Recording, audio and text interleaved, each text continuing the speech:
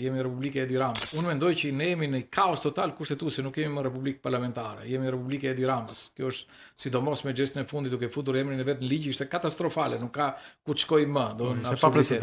Është e paprecedent dhe është shumë e rrezikshme. Por ajo që unë them është që ne duhet shikojmë të realizojmë kush është qëllimi, dhe qëllimi është zgjedhje lira të ndershme.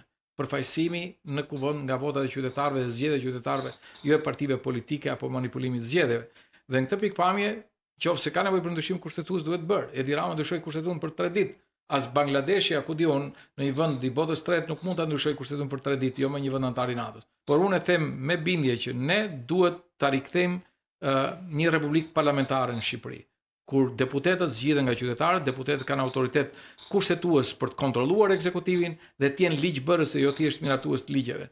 Dhe një parim check and balance e në raport me drejtësinë edhe me ekzekutivin. Ekzekutivi është produkt i parlamentit, nuk është parlamenti për fatin e keq siç është sot produkt i qeverisë.